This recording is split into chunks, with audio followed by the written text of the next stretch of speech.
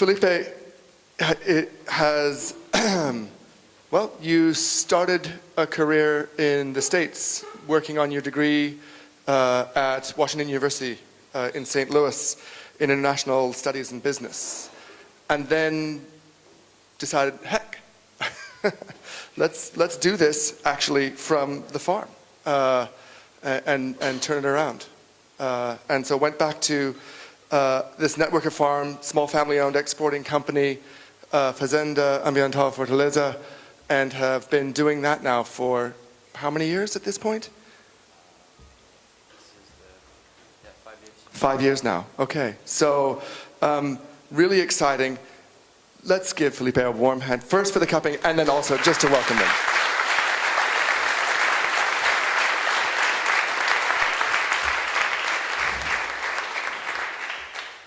Thanks, guys. Thanks for the introduction, and thank you, Bjorg and Jens, for inviting me. I think this is really exciting to be speaking to a room full of passionate people and engaged people, and be able to share with you guys, you know, what we're doing and our challenges. Like, you can't really ask for more if you're doing farming. So, I've been asked to talk about the benefits and challenges of organic coffee. It's a complex subject. It's something that involves things from know-how to values to politics and lots of other issues. And I'm going to try and, I've done a research, in order to be able to talk to you guys, I've been doing this at the farm for 5 years, like you said, but I did a research trying to see what else is going on in Brazil.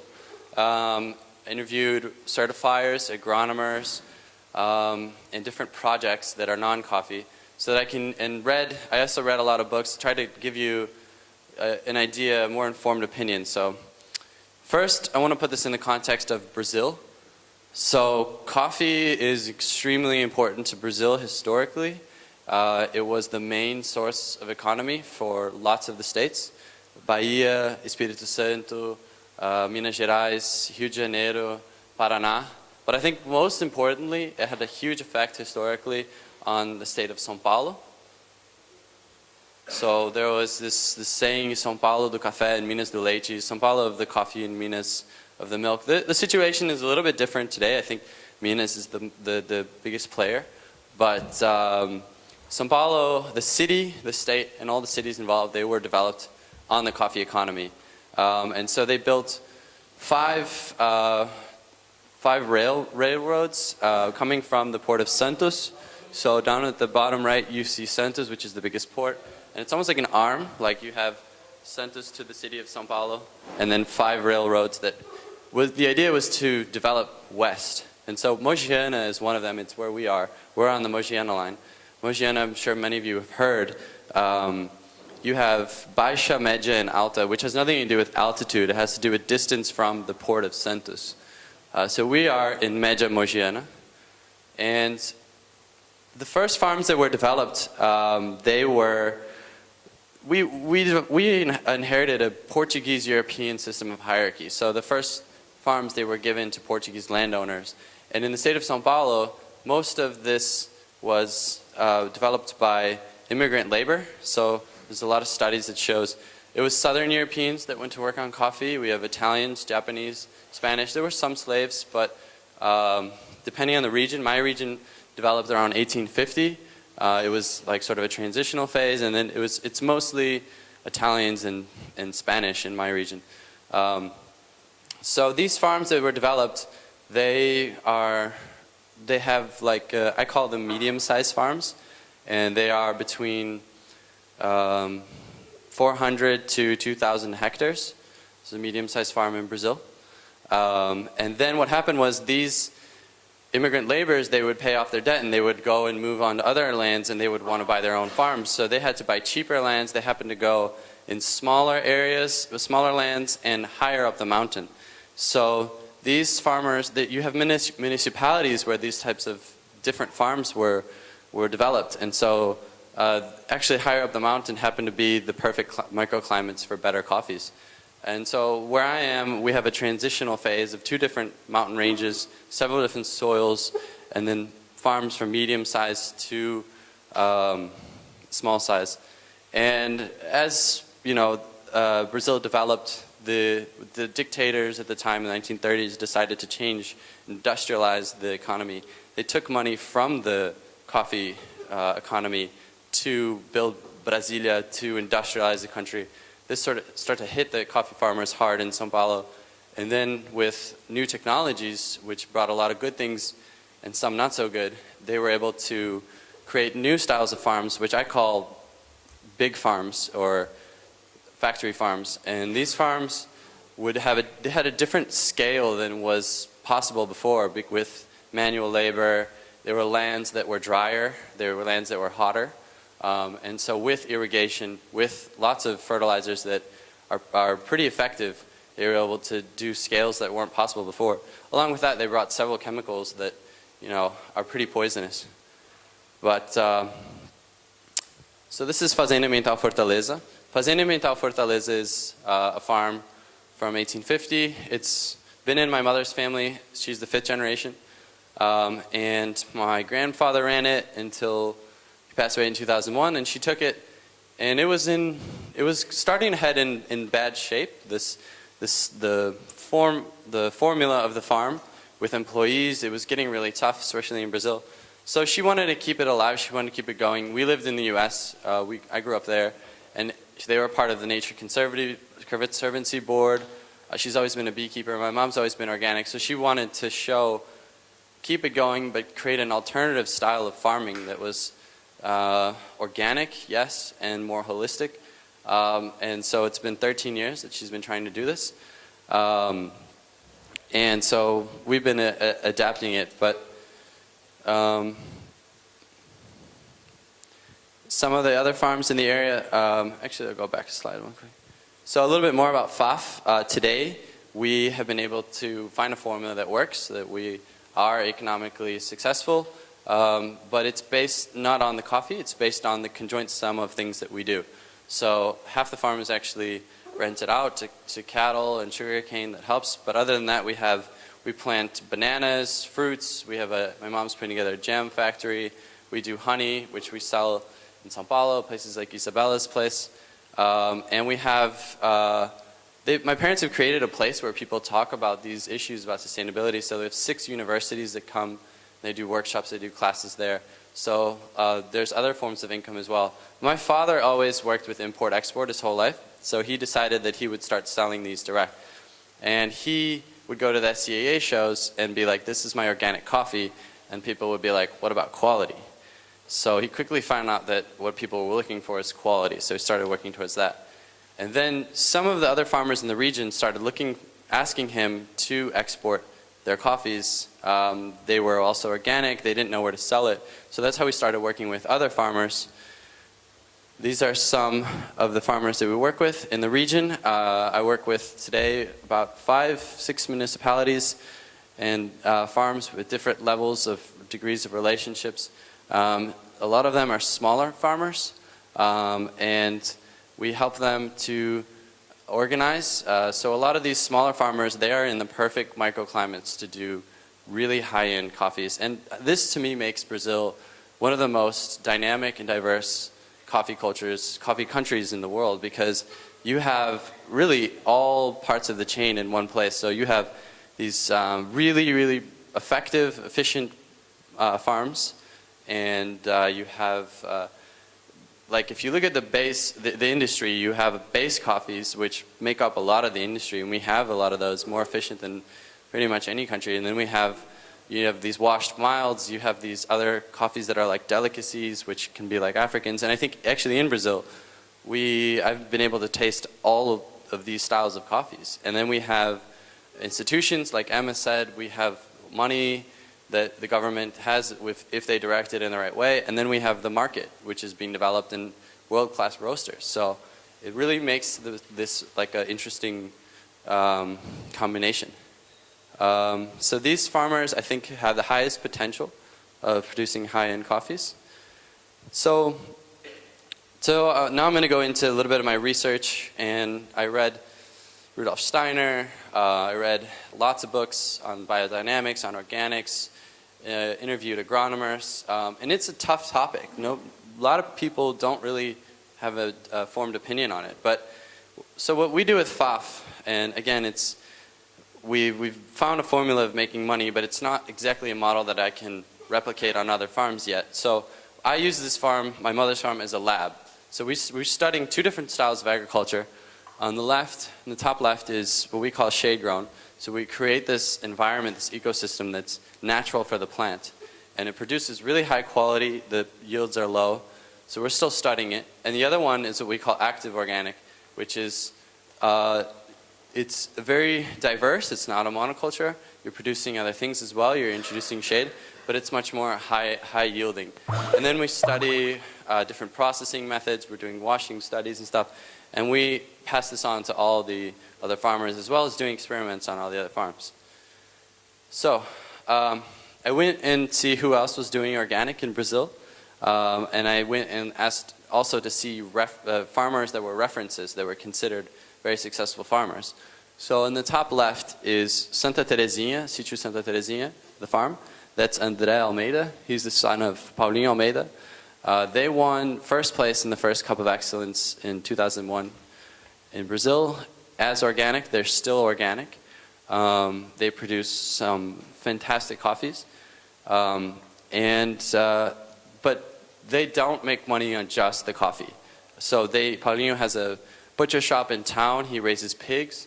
He produces all kinds of fruits, which he sells in other places. And it works as a system because he's got fertilizer for the coffee, and he's got all kinds of things working together. And it took him a long time to get this going. And he does consulting to other farms. We hired him as a consultant when we started being organic. In the middle, you see Claudio Carneiro. He's from Carmo de Minas. I think he's one of the most promising organic models. He's got a fully integrated valley, fully integrated farm. It took him years to do. But a brilliant guy, producing excellent. He won first place in 2010 Cup of Excellence, and I was a national judge there, and I can say his coffee was world class. And he's got fruits, he's got all kinds of things. He raises fish at the bottom and at the pond, and this all comes from waters that are in his springs at the top of the mountain. So the fact that he's organic works because it produces better fish. And then he's got at the bottom also a jam and fruit factory from all the stuff that he plants in the middle of the coffees. And other than that, he has other areas where he produces corn and all kinds of things. So his farm is more and more like it's a fully integrated system. His production yields this year were about 24 bags per hectare, which is pretty good for organic. And I think he's finding a model. He has the same agronomer as we do, which I think is one of the best agronomers in Brazil. So over on the right is Celso Minucci. They have been, when we found them, they were on their way to being organic. We helped them become certified organic. We helped them improve their quality and place their coffees in some of the best places with some of the best prices in the world. And so actually I was having a conversation with Minucci, and you asked why is he not certified anymore. And he was saying, you know, like doing everything right and doing all the certification, but I produce an 86-point coffee, my neighbor produces 86-point coffee, and they pay me the same. So, you know, what's the point? And actually there was only one person that ever offered to pay more for a coffee because it was organic, and Minucci reminded me, and that was Tim. So we asked for a price, and he said, actually I'd like to pay you 50 cents more for this coffee because it's organic. So that's the only time I've ever seen incentivation for organic. Even though 50 cents isn't the cost, that added cost of production, that was the first time I saw someone incentivating this type of attitude. So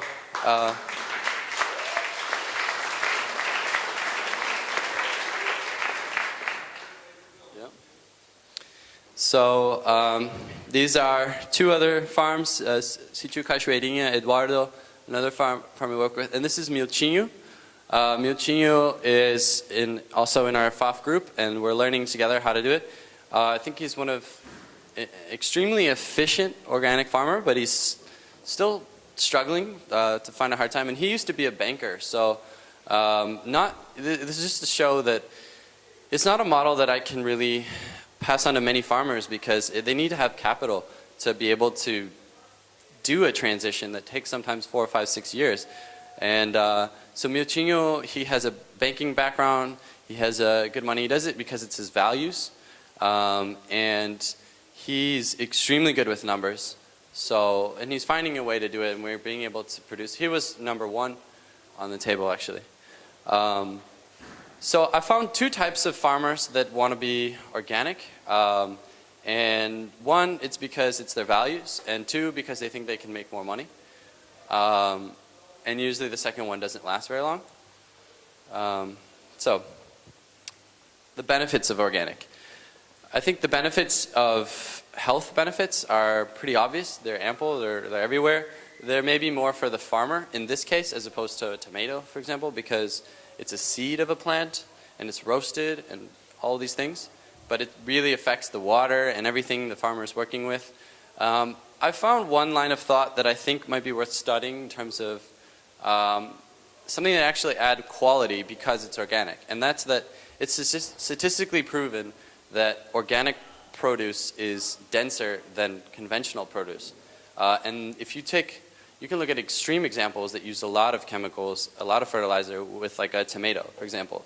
If you put a tomato, you can try this at home, put it in a Tupperware container, close the lid, conventional and an organic, close the lid. What happens over 10 days is that the conventional one completely just disseminates, becomes water and like these black spores, whereas the organic, it is still a tomato, it dries up a little bit, but it's still, the structure is there. It's much more, there's much more material there. So, and I've found, it's empirical, but I found that density is related to complexity, and complexity is related to quality.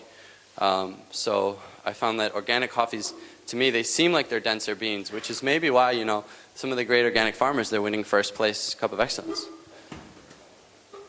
Certifications, again, I don't want to spend much time on this because I don't think they provide much service, but there's 3 certifications possible for a farmer in Brazil. One is private. There are 8 private certifying bodies. And basically, like I said, the president told me that he is simply an auditor. So they really don't help try and discover the know-how. They don't try and market. They don't. So for me, as a product, we do it because my mom insists and because we have several other products we sell, like bananas, vegetables, and all these things, which they have to be certified. But if I look at it just on a financial basis, I have a coffee and I have 2 directions. I can sell it organic or not certified. If I certify it, I have to pay the certification on the farm, the exporting, a whole milling process to go, the importing, the roasting, and if I choose to just not do it, I just avoid all of that. So there's really, doesn't make sense. The participatory was developed in Brazil. I was a part of a participatory program for a year when I first moved to the farm, and I was like, we got to cut costs, so I did it. I didn't find it very interesting for me, in particular, our case, because in theory it's good, but it's a program that it's self-auditing, so it's pure audit. But they require a meeting every month, and this can take from half a day to a whole day. And they join these farmers that most of them aren't coffee, and organic people sometimes aren't very organized. So it was just really time consuming, and it didn't really, to me, it didn't really help us. So the direct sale, this is only in Brazil. This is the 3rd option. I can't export coffees through direct sale, and actually it can't be retail, but it would work if I would sell at a market or at direct somebody's house. I can say that it's organic legally, and I have to leave my farm open for inspection. So those are the 3 options. So incentives, what are the incentives for a farmer to become organic? I found 3 possible ways. One would be government subsidies. I only found one government subsidy, and that is in the state of Minas Gerais. There's an RMI program, and this program pays for your certification for an exporting company for the first year. It's the only government subsidy I found. Whereas agrotoxic chemicals in Brazil are subsidized. If a company fertilizers, if they can go through the bureaucratic hurdles, they can subsidize their fertilizers. So that's a question of values there. Organic or not. Bank incentives, the only one I found, and I quote exactly the words of the president of the organic certification, he said that, I have heard of a case where a farmer got a credit for showing his certification. So, I don't know. And I would say that the interest rates are not different for organic farmers than conventional farmers. Technical support, there used to be an organization run by the government that gave technical support to disseminate this know-how. It's so fragmented, I think it's completely inexistent. I asked a lot of people about it. No one's ever really heard of it. So the thing is, as a farmer, farmers don't really know all the answers to everything, and the climate is changing, all these things are happening. If you have an issue like leaf rust, a conventional agronomist shows up right away and he says, you just needed to put this on your farm, and it works and it's important. But sometimes you question whether you really need all those other things because they happen to work for fertilizing companies. Agronomers have to make money somewhere. So you have all these agronomers that sell fertilizers that are circulating the area, but you don't have a single organic agronomer. Actually, the certifier president didn't know a single organic agronomer. I found him from another organic project. So there's not a lot of support. So overall, I found 5 main challenges to becoming organic for farmers. One is know-how, and we don't have enough information of what to do, so it's really hard to analyze a soil analysis and know how to adjust and how to get different, like phosphorus, if it's not in a simple, ready-to-put like mixture that they give you. And I think that only 3% of the money in Brazil goes to studying organics. All the chips are on the conventional. So, you know, in terms of like productivity, know-how, like I think of course they know better because none of the efforts are going into studying organic. I interviewed 2 really successful organic groups of producers that are not coffee, they are vegetables and stuff like that. And I found that they have been able to achieve the same level of productivity or higher for lots of different products. With coffee productivity, if I take the average of the farmers that I interviewed and the average of conventional farmers, and I'm looking at organic farmers that have already done their transition, they're already stable, it's about half the productivity. It's 3 liters per tree, 3 liters of cherry per tree to 6 liters of cherry per tree. And you know, maybe one day we can get better than that, but the organic production in the world, only 5% in the world is trees. First is olives and then is coffee. And also, organic was something that was developed in temperate climates in Europe, in North America. In tropical areas, it's much different. So this goes into cost of production because in a place like a tropical area where you really have to, you change the way you have to deal with bacteria. You want to create more bacteria. And what happens is things are growing like really fast. So the brush grows, the undergrowth, and we don't have machines that clean, like we have rows we can clean, but we can't clean around the tree. So you have to put somebody there.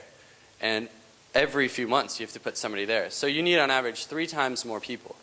In a country like Brazil where the labor is expensive, and that's a good thing because people get paid, they're valued, their labor is valued, the cost of production is 3 times more people for half the productivity.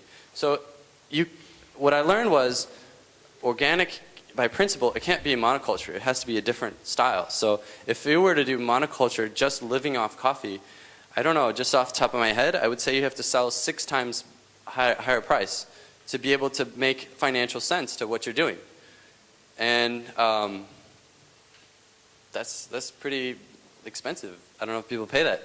So the way we've been finding is to diversify, to create different things. Out of 1 hectare, you can get a lot more profit if you diversify. So scale, because we don't have machines and we have to use manual labor, I haven't seen models of scales that work. I don't have to explain to you guys the benefits of scale. And so market. This is a tough one. I would say there's a very small market for high quality organic. Very, very small. I interviewed I asked a lot of buyers around here, around other places, And again, I can't even fit one hand how many buyers, and I've accessed the market quite a bit. How many will pay for high quality organics because it's organic? It's really, really challenging. There is a market out there for low quality organics, and I don't know. I just want to ask you guys a potential question here. Are we not tapping into that market? Because people want organics, but it seems like people only want quality. Like, if this is delicious, I'll pay for it. But I think there are people out there that actually are interested in organic, and we're not supplying that market. We're not talking to those people. But so with market, my dad always tells this interesting story of a shoe company in Brazil, and he says that they hired this shoe salesman, and they'd send him to Paraguay. So he gets to Paraguay, and he sees that nobody wears shoes. And so he goes back and he says, there's no market. And so they fire that guy. And they hire a new guy, and they send him to Paraguay. And he gets there, and he's like, oh, what a market. So, the concept of is there a market, is there not? It takes a little guts to create a market, because maybe there is. This revolution of quality, you guys created something that didn't exist before, which is why the quality of coffee was historically going down all the time. The quality of Brazilian coffee in the past century just went down, because there was a focus on cost, profitability, and you have production, so the market was going down. In Brazil, 3 years ago, if you talked about quality, you would get laughed at. And you would have Isabella here, who just, revolutionized coffee. So after 3 years, you can't even walk into Coffee Lab because there's like a line outside the door. So it takes a little guts to maybe push that if it's in our values. That's the question. So at FAF, we are trying to create this model, and our hope is to study and pass this on, and we're working with other farmers as well. We are trying to create like a market for other things other than coffee, because I think that's the future of organic. I don't tell my farmers, I don't really require them to be organic, because I think for us it's kind of financial suicide for most farmers to cut off some of the advantages that the other ones do. So we are trying to find ways of being more, I would say, alternative, so that we're not aggressively using pesticides. And I don't know if there's ways we're trying to find ways that we can measure sustainability. So we're doing beekeeping. We sell our honey in São Paulo, as well as several other products that we're working with chefs. And we're doing workshops at FAF to teach our other farmers to do beekeeping. I think that the bees are very sensitive to chemicals, and if you have bees, that's a start. It shows. You can do tests on the water. I don't know like other ways that we can prove sustainability, that we are more sustainable than others, but you can do soil analysis and stuff like that. So that's what we're starting to do. But it's really my hope to give these farmers hope and passion, and do something that they wake up and they're happy to doing. Like, I think all of you guys wake up and you do something that you like. I don't think any farmer likes to wake up and go spray his fields with pesticides, but he does it because he has to, because he has family and he kids to feed. So we have to create this way. We have to create a trail that they can follow, because most of them can't like bank this change. So I want to end. So the Bobolink is, we work with two styles of coffees mainly, the Bobolink and the FAF. The Bobolink is not organic. We've done one blend that was organic, but it's this embracing this system of holistic and trying to push them towards being more sustainable. And if we can get to organic, that's the ultimate goal. But it's not organic, but it's also reflected with quality. So it's something, it's easier for new farmers to get into the system. And I'd like to finish with a video of our region. It was a video of a person that was organic. He was completely biodynamic. When I moved, I was like, I was always into organic and stuff like that, but I was a little bit of like the American kid going there, and this person really touched me and helped me like give value, really decide this is what I want to do with my career, and help these people. Besides really being a nerd about coffee quality, like I think I fell in love with the region and the people. So I like to invite you guys to think of new ideas, new ways that we could be more sustainable. and do this, because we need help from scientists, from the government, from ways that we can make it reality. So thank you, and I'm going to finish with this video. And also, just real quick, his name was Emilson Zani, and I met him, and he got cancer, and he passed away. So this is kind of in memory of him.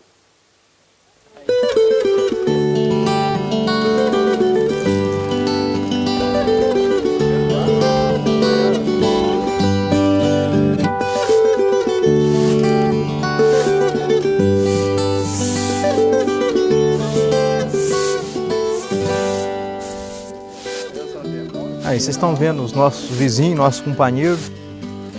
Então, a gente é muito pequeno, então precisa dos vizinhos, precisa de gente que se interessa.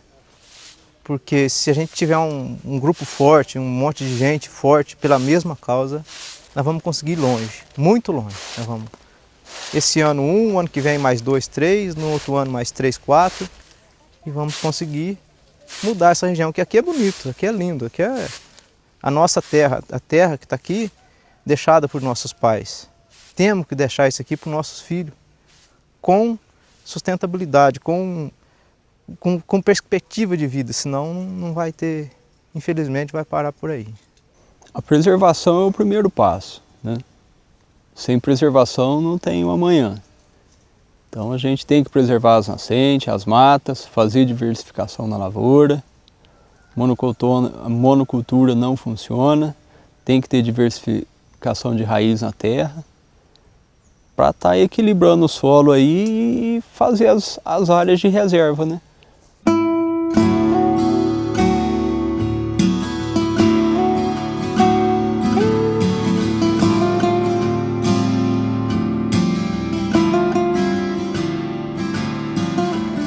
A gente é propriedade familiar, pequena propriedade, né? Esse aqui é o biodigestor, né? Então, o gás ele é produzido, é o esterco da galinha, vaca, porco. Passa um processo de fermentação lá dentro, tipo uma panela de pressão, né, que fermenta. E daí ele produz uma bactéria anaeróbica, que produz o gás metano, que a gente usa para o consumo da casa. Cozinhar, fazer café, cozinhar feijão, todas essas coisas aí a gente faz com o gás. Então é economia, que isso aqui já não precisa estar comprando muito, né? É a história, que é o reaproveitamento de tudo.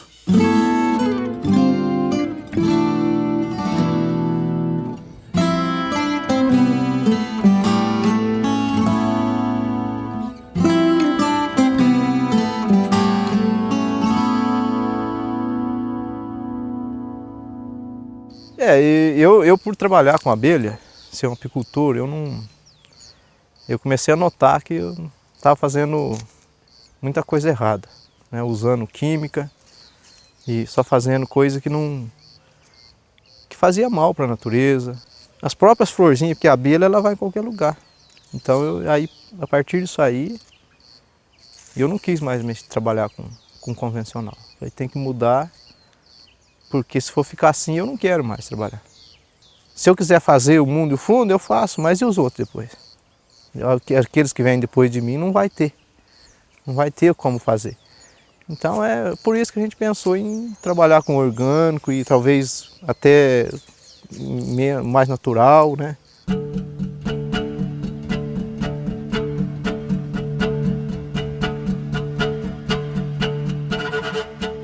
Eu acho que o pessoal devia ter um pouco mais de conscientização na natureza. Porque hoje se vê muito destruindo muito a natureza. O cara quer arrancar o mato que ele tem na propriedade, o cara quer plantar café até em roda da mina, depois vem e joga aqueles venenos, faixa vermelha, faixa amarela. O cara tem açude, que o cara vai lá e põe a água, deixa cair, mata os peixes dele mesmo, dentro do açude. Então acho que a primeira coisa que deve ser feita é uma conscientização do município da importância do que é necessário fazer para que nós possamos conservar a natureza.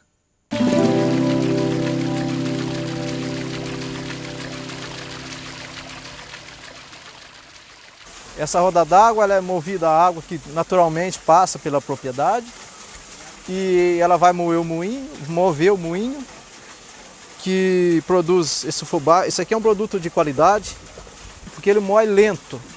Então o milho não perde nenhuma proteína, nenhuma qualidade. O custo é mínimo, a manutenção, o rolamento. A energia a gente está economizando porque a água não está cobrando e está deixando de consumir energia para que outros consumam lá na frente. Então é uma maneira da gente produzir a própria energia.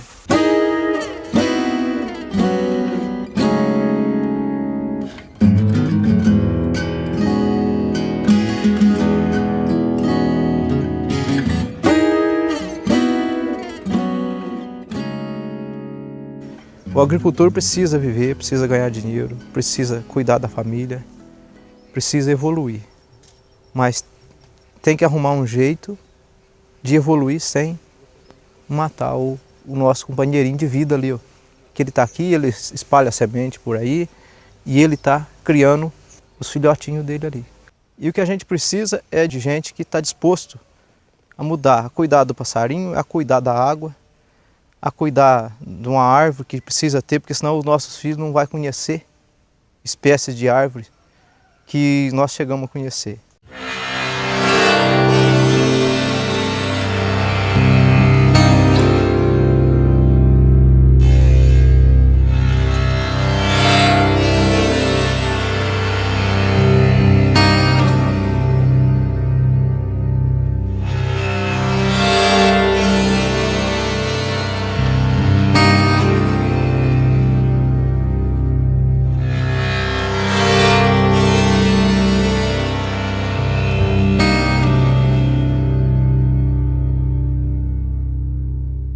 A nossa missão agora, junto com os parceiros que estão se criando, é pegar esse espaço, que é um canto especial do mundo, um dos lugares, uma das pérolas do mundo, pegar um lugar desse e tornar ele um modelo. E é esse tipo de agricultura que a gente quer divulgar e que a gente quer buscar mais parceiros, porque os passarinhos, eles não param só nessa propriedade. A água começa nessa propriedade, mas ela continua. Toda a vida que passa por aqui, ela deve abrir para uma região muito maior.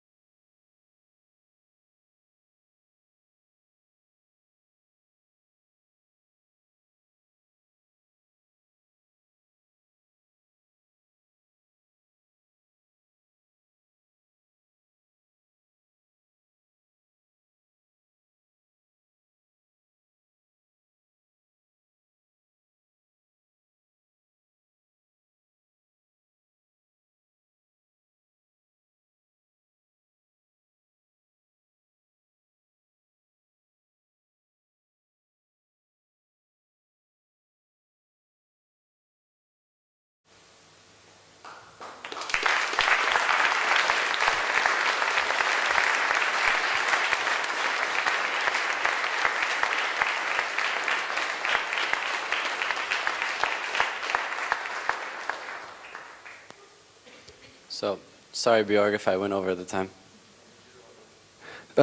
Thanks so much. Really, really appreciate it. It's a very, very moving film. One more round of applause, please.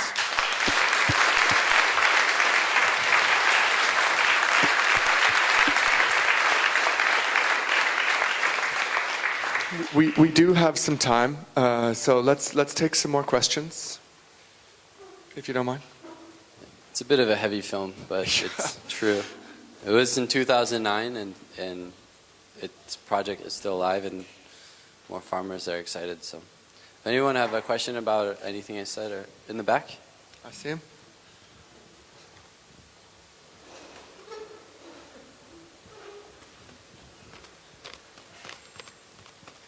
As you're saying, you are cultivating bananas and coffee and everything mixture. I guess it's out of necessity, but do you also notice that coffee plants in the area where bananas is growing, does affect the taste of the coffee or the beans?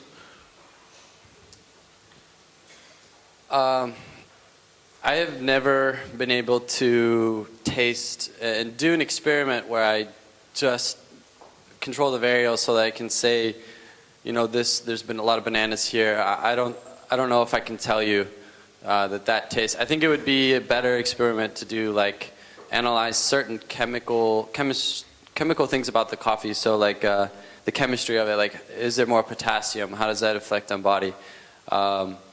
But I think that the diversity, like the amount of potassium, the other things that the banana produces, it produces a better quality coffee. I don't know how it affects the flavor, and also the shade, and the wind breaking helps a lot for the slower maturation of the coffee. But from my experience, I can't say anything like, you know, lemon tree gives a high acidity. I don't have any experience with that. It's a good question, though. Next question. Oh, here I come. Yeah, hi. You told there's some distinguish between the high quality coffee, which was organic, and low quality coffee.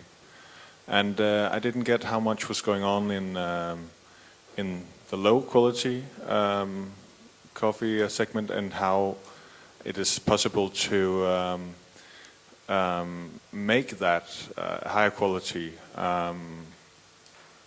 Is that something which is possible, and how is your opinion on that? Sure. I was referencing, like, there is a market for low quality organics because most of the organic coffee out there, it's bad quality, because even if it's sweepings, if it has a defect or whatever, it's still organic. So they sell it as organic. And a lot of the farms that produce low quality organics, a lot of that I've noticed, they're not really organic farms. They just kind of don't put anything, and then they just go and pick. Like, that's not really organic to me, you know, because the definition of organic is just no chemicals. But I think there should be a quality aspect to it. And then in terms of increasing the quality, I mean, a lot of that is just the same as a conventional. But you have to be more creative with how you work the soil, how you can increase it. So I don't think there's much. I don't think there's many. I think we're kind of shooting ourselves in the foot in terms of organic, because people are using it as sort of this marketing towards people who want organics. So I'm just gonna sell this crappy coffee so I can make a profit on it. That's what I've seen. Yes, Gabe. Hey, I'm sure it'd be entirely relative to specific farms and all that, but do you have a general idea of the volume output differences between organic versus non-organic, like under similar circumstances?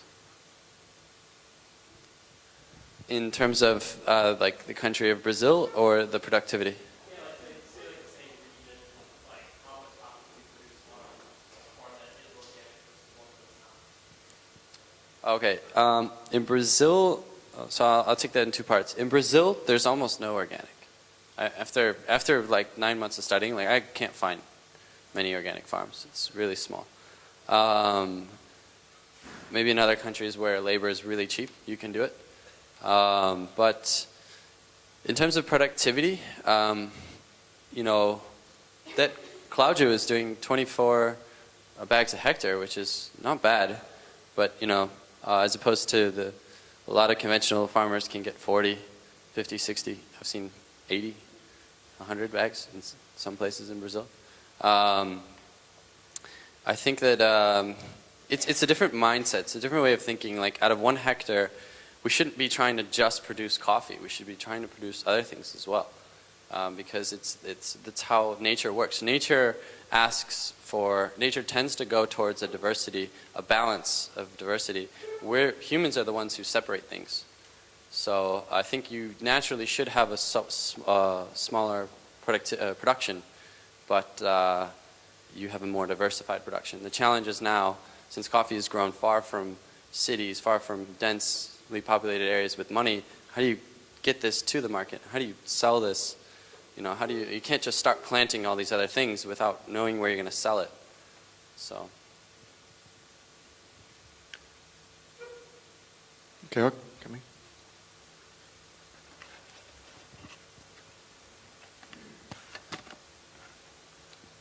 You had a wonderful picture of bees and coffee flowers. Does the breathing of bees affect the production, or makes it more productive, or is it not influencing? Is it just to have another product? Oh man, my mom's the beekeeper. She could probably answer that better. I think is it me? I think it does. I think there's a lot of studies out there. I think it does show that there are certain plants. I don't think coffee is one of them. There's certain plants that need bees, but I think it definitely helps. Yeah.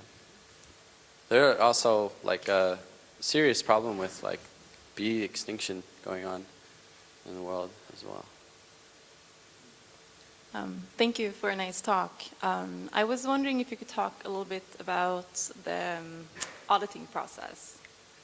How often are you audited? What does it sort of entail? I didn't hear you, sorry. The what process? Can you talk a little bit more about the auditing process of organic? The auditing as in the certification? Or what? Okay. The certification, they basically, the one I have is a private, they basically come once a year. And there's a lot of paperwork. It's time consuming, really. And it's not cheap, so I think I pay like, I don't know if I should be saying this, but altogether I think I pay like 3,000 reais for the farm and 3,000 for the export company. So it's quite expensive. But that's about it. They come, they spend a whole day, and they ask you a million questions, and that's kind of it. I feel like my roasters know more about what I'm doing than my certifier, to be honest. I really feel like they're more involved. They come, they spend more time. They see more. They accompany. They know more about coffee, and they could tell the story better. You know, I almost feel like the roasters are better certifiers, but it's kind of like you know. It's almost like your responsibility, since all of you are traveling, going, and telling the story. You have to be honest. You have to trust what the people are doing. But I feel like they know more than the certifiers.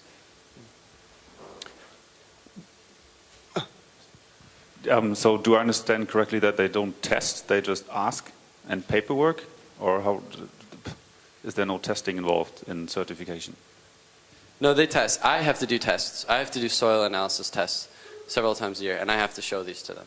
So I have to do it. They screen everything I do. You know, one of the things that I think was a really sort of bold challenge to us was the commentary about market building. And I don't know if any of us have a comment on what it takes for us to actually build the market for organics in the consuming countries in a way that's actually sustainable for farmers that are looking at a six-fold loss in income if they choose to move that way. Because of course what you're saying is it's six times in some cases. Well, I was saying that if they're going to go strictly towards monoculture. Oh, that's the monoculture model. Okay. Right. I'm saying it's complex. I'm saying it's like you can't change from one day to another and just do what you were doing conventional. Now do that organic. So there's some cost. If you're a good farmer, there's some cost that you decrease. Like you can maybe come up with your own fertilizers and stuff like that. But I think it's there's a whole different way of looking at your farm, and now you're gonna have to make money you have to have other activities other than coffee. So it shouldn't. I don't think it should cost 6 times more. I think maybe it should cost a little more. We have to find what the formula is, because they have to make money off other products as well, which will, Okay, so let's back away from the six-fold number, sure. But still, nonetheless, the idea of building a new market here that actually takes into account the serious increase in cost. How do we do that? Does anybody want to comment on that?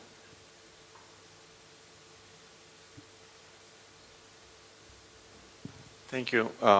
I export coffee from Colombia. I'm not very convinced by the organic as well. I think that the only way that people like yourselves interested in supporting any project in whatever area in production is to have a relationship, to focus in long term and to work with a group of producers to really build up whatever you want to do.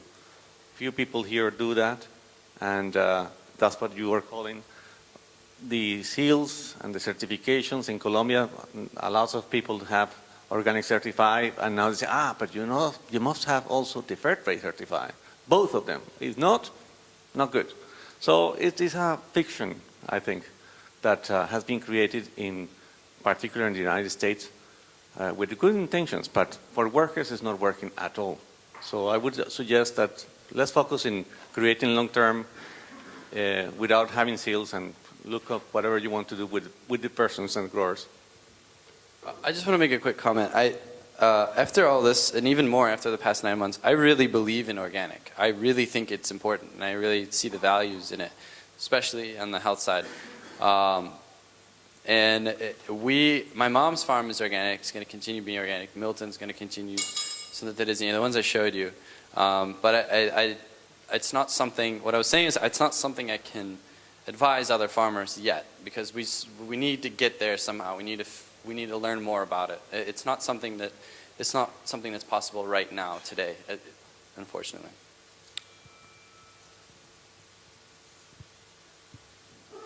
I think something that was interesting that you raised but didn't explicitly say was that when we consider organic, we must consider things like the soil and the environment as alive. So if you, like for example, pump fertilizers in, you're actually kind of like, metaphorically giving it steroids. And would you do that to a living being? You wouldn't. The question I want to ask is a bit loaded. It's not meant to be loaded, but do you see? I think agriculture is going to be something that's going to be big in the next 20 years or so. This is concerning all agriculture and the way we feed ourselves. But do you see a sort of divide in the way we grow food, produce? And do you think there's going to be a divide to those who want the sort of natural, organic way, and they're going to exist in their form, and then there's going to be a sort of mechanicized way, kind of like in like a vertical farming, because of like an increasing population and stuff like that. I know you said to me before, we had a conversation that we produce more than enough food for everyone on Earth. We just throw away most of it. But it's not really a question, but do you have anything to say about that? Because I think it's very interesting. Like if you start beginning the notion that the ground is alive, we still treat it as the ground. I don't know. Maybe you have something to say about that or not. Yeah, I don't. Only time will tell. But I'm not against machines. I'm not against scale farming. I just think that it's got to be. It can't leave a net negative on the soil. And so there's a lot of fertilizers out there, chemicals that are actually good, but most of them are they're very salt based, and that saturates really fast. Goes into a lot of it's inefficient because it goes really fast. It's kind of like steroids. It just goes straight to the plant, and then because it's salt, it really saturates in the water and it leaks out, and it just all goes into the water. So if you test like aquifers and stuff like that, you can find traces of chemicals in that, and that's going to create problems. So I think that I think humans are incredible. Like if we put our minds to it, we can do anything. I think I just read recently, they came up with a synthetic lung that they can give people, and veins and stuff like that. But there's just I think people just aren't valuing studying these things. There's 3% is studied in Brazil, and I read yesterday in the newspaper, or in Open New York Times, and there was we're really close to getting out of Earth space travel tourism. It's why are we figuring this out first before how to feed ourselves? So.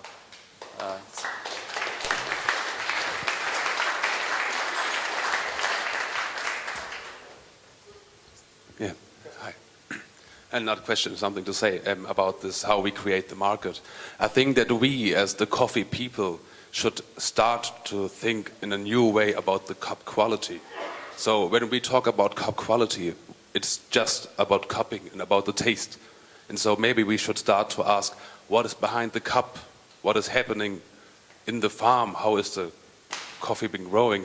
How is the philosophy behind the whole thing? So that is what cup quality makes for me too. It's not just the taste, it's the whole thing.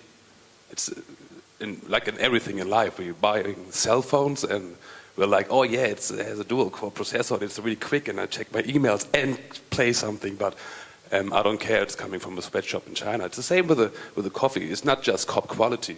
There's more than just the score. And we as a roaster, we buying just organic coffee, but we don't care about the certification. So as long as they say we grow organically. So we go there and take a look and just get in touch with the philosophy of the farmer and of the cooperatives. So we have the responsibility, we are the ones who can change that if we start to think new about cup quality. I think that's just something we should do. Yeah.